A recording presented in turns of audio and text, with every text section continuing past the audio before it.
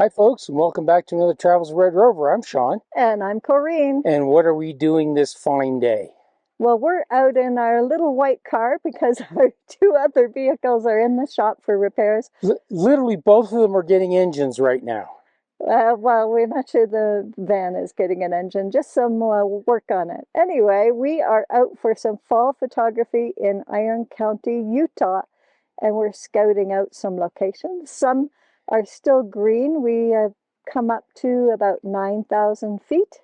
And we're going to look for some lovely aspens. Yeah, so this year I didn't notice, Corinne noticed that the colors are a little different. Normally this part of Utah is very yellowy, golden yellow aspens, but this year there are lots of reds and oranges as well. So it should be a lovely shoot.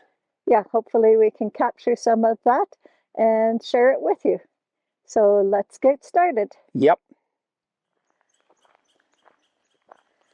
We've got quite a nice morning for being out doing some photography. The sun is in and out behind some clouds, so we're having to time our work for some of the sunny periods.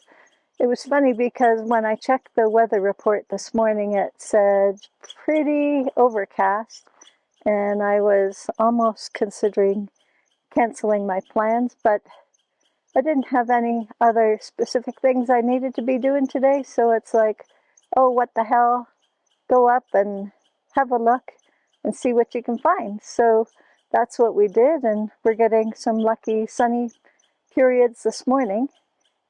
Threats of thunderstorms this afternoon, but that's not interfering with us just at the moment. Nice temperatures too. It's in the high 40s, low 50s, so it feels like fall. Had my pumpkin spice latte this morning on the drive up, so I'm in the autumn mood. We're following a little hiking trail through a mixed pine and aspen forest. This is near some lava fields, and the black lava rock is an interesting contrast to the aspens if we get a nice composition. So we'll take a look at that. Also, these nice thin wooded trails make a good leading line if you can find a spot that is lined with some aspens crowding the pathway. So we'll be on the lookout for both those opportunities as we go along here. So our trail came up through that set of aspen. There's a path there, and it wound up through this little lava field and found a little overlook spot here that I've set up my camera.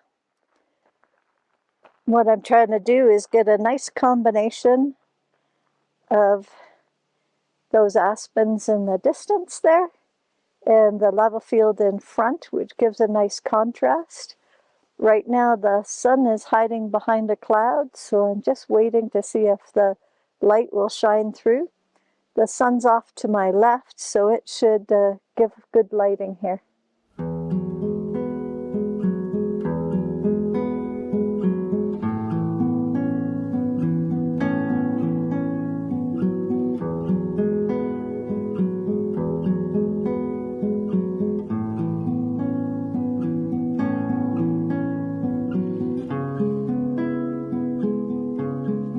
One thing that we always remember to include in our camera bags as we go out for some fall photography is our circular polarizers. Now this is one filter that cannot be replicated with any of your editing software. And the advantage of it is that it eliminates some of the shine on the leaves so that you get more intense color to your aspen leaves. Otherwise, the sun tends to have a reflection off the leaves, which will just kind of make them more white than colored. So I highly recommend you invest in a decent circular polarizer and practice with it.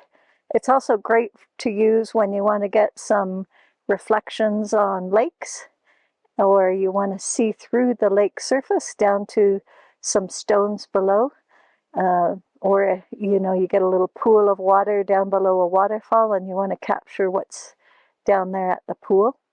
So it's a good tool to have in your bag. It's not terribly expensive, and it's really helpful to have.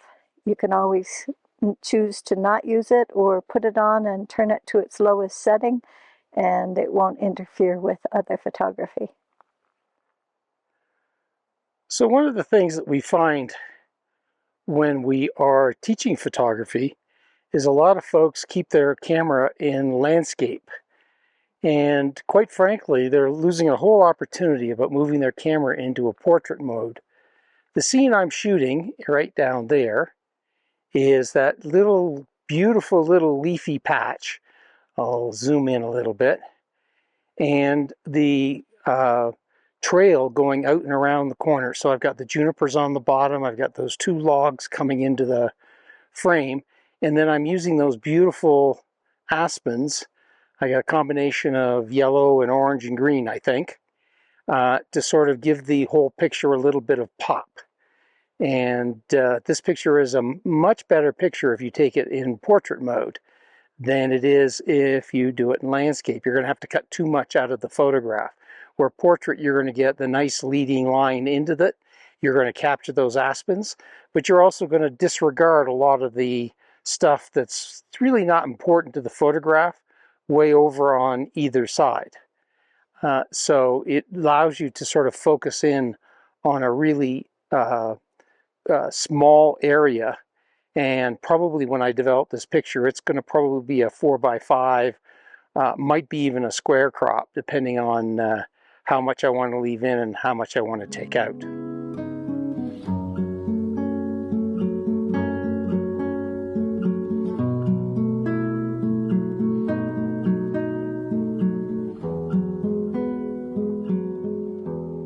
Well, this is one of our regular spots for fall photography. This is Aspen Mirror Lake near Duck Creek Village. The water level is really low this year and there's a lot of weed in it. So not great reflections. And on the north side, none of the aspens have changed color yet. So we got another week maybe before those really light up well. At the west side, way down at the end of the lake, there's some color.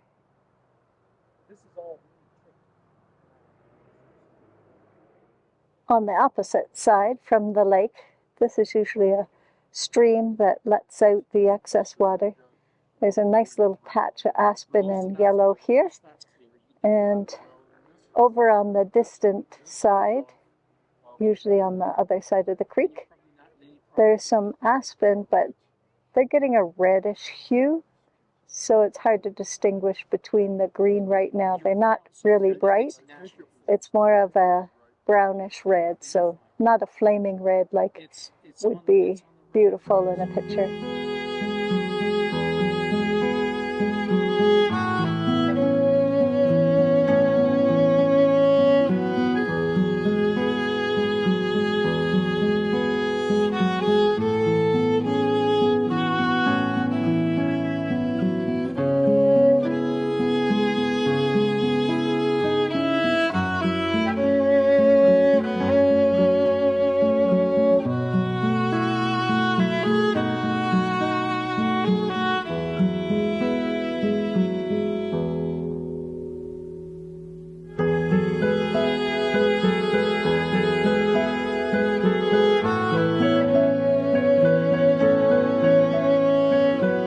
Corinne and I have come up to the kids' pond. It's actually a few days later. We had some things we had to do in town for a few days, and we just haven't been able to get back up here. We finally got back up here. Corinne is at the far end of the lake, taking some photographs. I don't find this a very inspiring spot. It's a great spot to teach folks how to shoot landscape shots, but it's not a great spot for photography if it's really windy. And today it is really windy.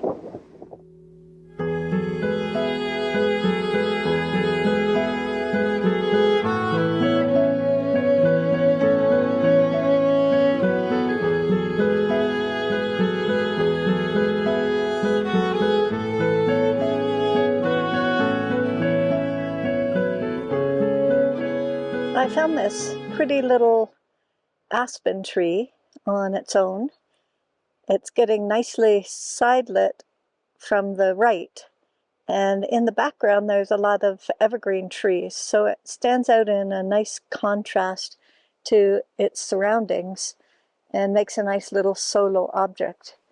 The problem with this is that the sun is coming in on the right side a bit strongly for my camera, and when I do a picture,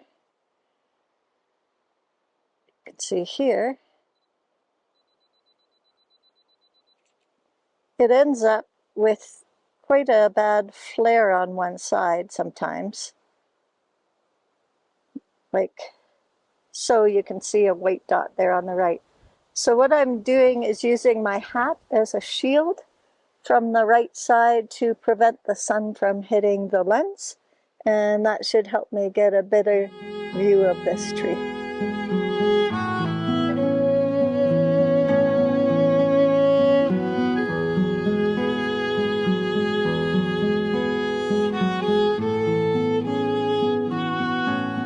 One of the things I like to capture if I can is a sunburst peeping through the golden leaves of the aspen. And there's a couple things that I think about when I'm doing this type of composition. One is you don't want to have a really dense grove of aspen, or if you do, you can look upwards to where the branches are not quite so dense, or there's not a lot of tree trunks in your way. So I'm working on a composition over here, and I'll show you my setup. Here's a stand of trees that I'm using, and you can see that we've just got a few trees here and some clear sky behind. Up at the top of the picture, you can see where the sun is hanging out.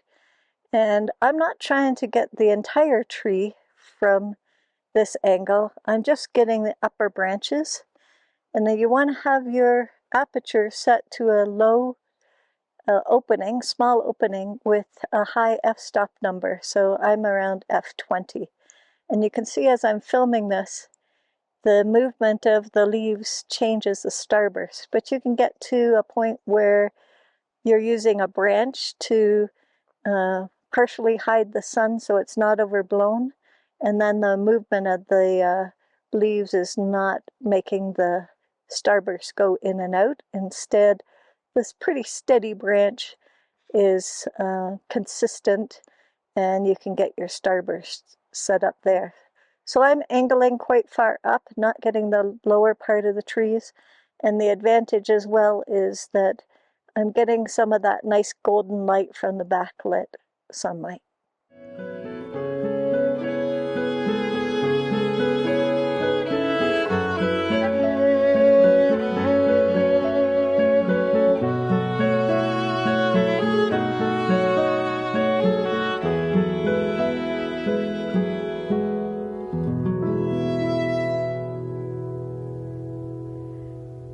Well, Shawn and I have changed locations again, and we have stopped along the Highway 143 that goes between Bryan Head and Pengitch, Pengwitch. I never have the right pronunciation of it. Anyway, it's a little forestry area, lots of recreational camping here, and we enjoy visiting because it's got several aspen groves in it. The nice thing is they're a bit spread out, it's not very dense, so you can get some nice compositions. Well, I was just setting up a picture for the grove that's over behind me here. You can see it up there over my right shoulder. And I turned around to take a look, and I found that I was being invaded by a group of sheep. So I decided to turn around and get some of the sheep that are over behind me. So these sheep have just come out from the woods back there, and I set up my tripod because I could see what direction they were heading, and I just let them head towards me rather than frightening them off. And they're doing a nice job of forming a clump of moving sheep, and we'll get a few pictures of those with the trees in the background. Well, most of my visitors have passed me by while I was standing in the middle of the field. There's some dogs that made sure I knew that I was not to mess with their sheep. They came by and barked at me, but stayed about 10 feet away. And all the sheep seem to be heading over to that distant hill over there. There's a big water truck over there, so I'm wondering if they're setting up some watering area for the sheep. Hadn't noticed why it was there earlier. You can hear maybe the bells on some of the sheep.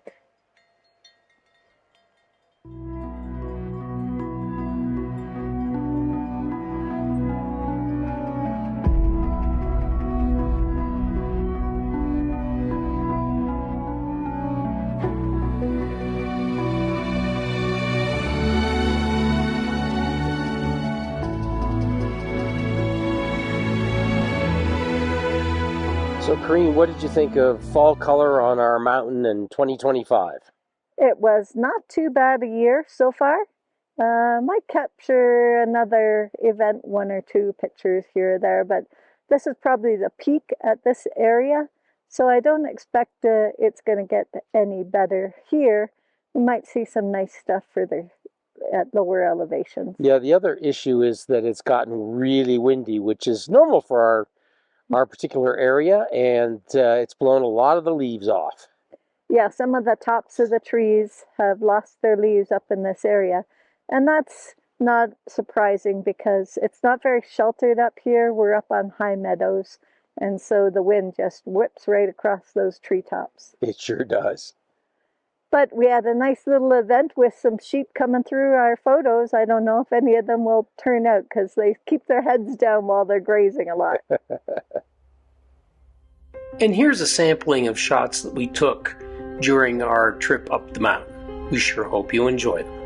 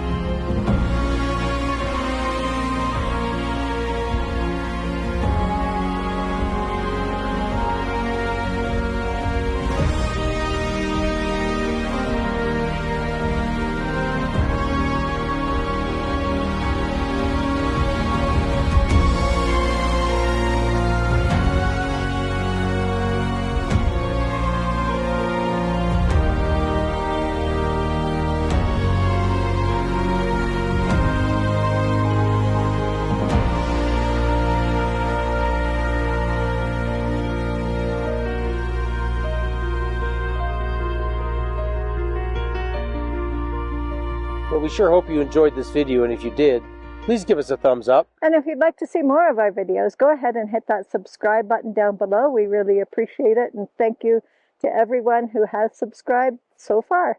And while you're down there, if you hit that bell button, you'll be notified when we release videos. Although, generally speaking, we release videos on Sunday mornings. Yeah.